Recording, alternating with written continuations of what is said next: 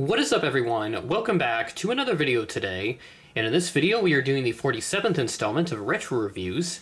Today we're going to be reviewing my Gemini Jets 1:400 scale Eastern Airlines Boeing 757-200.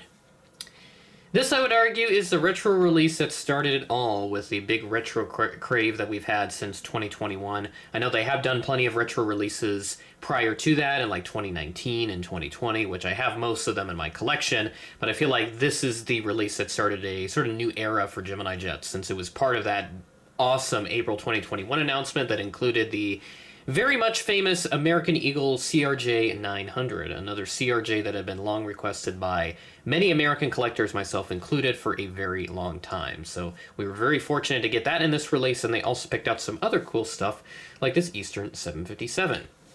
As you can tell by the pin, this is another model that I acquired during an Airliners International convention, this one being the first one I went to in Chicago in 2022. I got a bunch of Eastern models out of that convention that I still need to yet take a look at for my the other ones that I have yet to look at this point, but I've got quite a few, so we'll get to them here as we move through time. So move the pin and the model out of frame there, and take a look at the box. So starting off, we do have the standard Gemini Jets logo with the Made for Collectors by Collectors slogan. We have the image of the plane, Boeing 757-200, and the nice Eastern hockey stick logo. On the inside, there's the plastic cradle, and then we have the aircraft pamphlet, so you can pause to read that. And then the bottom of the box, which has the Gemini advertising. Right side with the Gemini logo, image of the plane, aircraft type. Item number is GJEAL 1981. I've had a sequence of 757s in there. If I pull up my database that I have, I can tell you all the other ones that were released, since we had, I think, about 4 of them within a group in that item number sequencing. So 1982 was a TWA 757 in the final livery, and then we had the United 757-200 that just came out in September. As I record this, I don't have that model yet, but expect a retro review on that in the future. Very excited about that. That's 1983. And then, now 1984 actually is China Airlines Cargo. I thought that was one of the 757s, but I did skip over one, which was the Northwest 757 thermometer. That one was item number 1980, which I also have in my collection. So on the back, this is a standard Gemini Jets box with the 2021 release year printed on there. All that fun stuff. So there we go. Very nice model here, and again, first retro release that I can vividly recall covering on my Gemini Jets release reaction videos that I've been doing now for, gosh, what has it been, like more than 4 years now, which is just ridiculous. And in that time span, we've seen so many releases, both good and bad, but thankfully in recent years, it has been on the more positive side, at least for American collectors. Maybe not so much for other collectors, but that is definitely up for discussion in a future video. So there it is, Eastern 757-200, a very nice model. Does have a couple little things going on with it, a couple issues, so go ahead and take a look. So starting off at the front, we do have the nose cone, and we've got the cockpit windows. There's a little fleet code printed on there, which looks like it's blurred a little bit, but it is 502. With a nice blue and navy blue cheat line coming into view. We have the L1 door, and then the nose gear, which is a bit tilted backwards for some reason. Not sure what happened there, and never noticed that until now.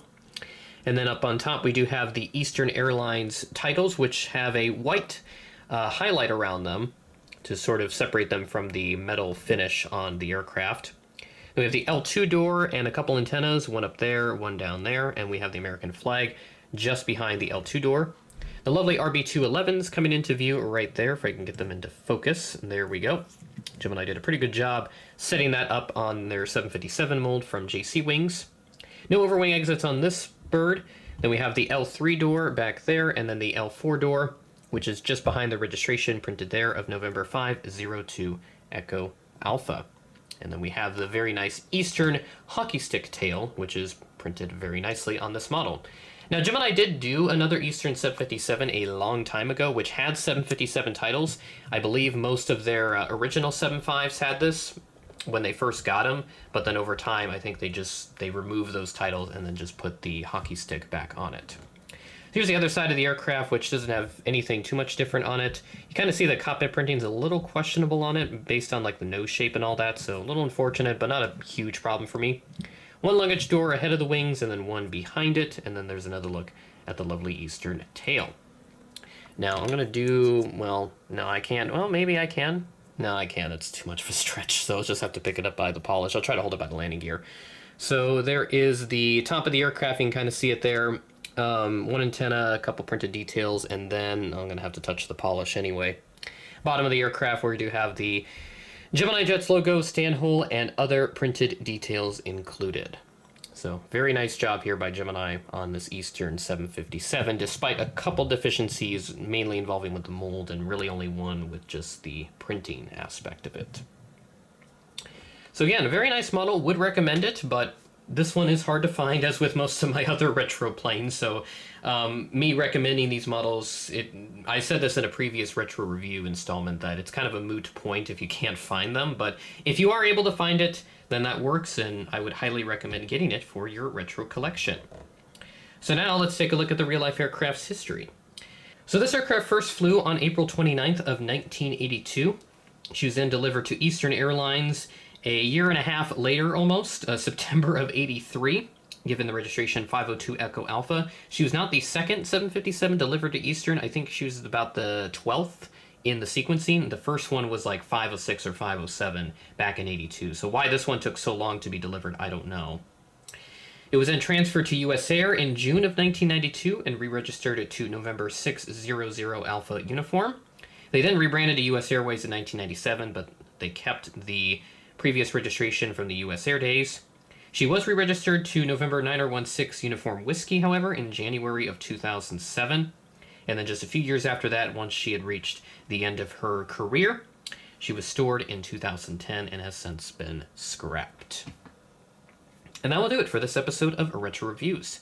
With that being said, thanks for watching, and I will catch you in the next video.